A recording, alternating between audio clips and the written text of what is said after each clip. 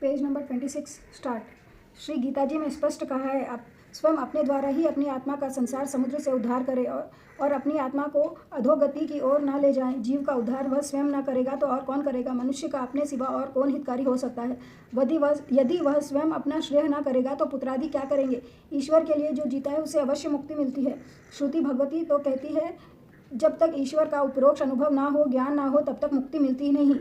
मृत्यु के पहले जो भगवान का अनुभव करते हैं उन्हें ही मुक्ति मिलती है। परमात्मा के उपरोक्त साक्षात्कार के बिना मुक्ति नहीं मिलती। उससे जानकर ही मनुष्य मृत्यु का उल्लंघन कर जाता है। परम पद की प्राप्ति के लिए इसके सिवा अन्य कोई मार्ग है ही नहीं। श्री भगवान को जाने बिना दूसरा कोई उपाय नहीं है, अन्यथा केवल श्राद्ध करने से कोई मुक्ति मिलती नहीं है। अपने पिंड का दान करोगे अर्थात अपने शरीर को ही श्री परमात्मा को अर्पण करोगे तो तुम्हारा कल्याण होगा। अपना पिंडदान तुम स्वयं अपने हाथों से ही करो, वही उत्तम है। जो पिंड में है वही ब्रह्मांड में है।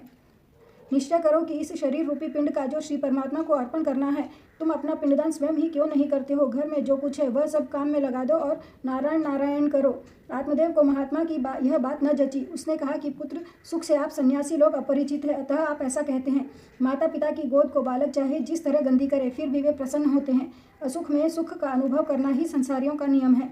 महात्मा ने सुंदर उपदेश दिया, फिर भी आत्मदेव ने दुराग्रह करते हुए कहा कि मुझे पुत्र दो, वरना मैं प्राण त्याग दूंगा। महात्मा को दया आई। उन्होंने एक फल देकर कहा कि इस फल को तुम अपनी पत्नी को खिलाना, तुम्हारे यहाँ योग्य पुत्र होगा। आत्मदेव फल लेकर अपने घर लौटा, पत्नी को फल दिया। धुंधली फल खाने के बजाय अनेक तर्क कुतर्क करने लगी।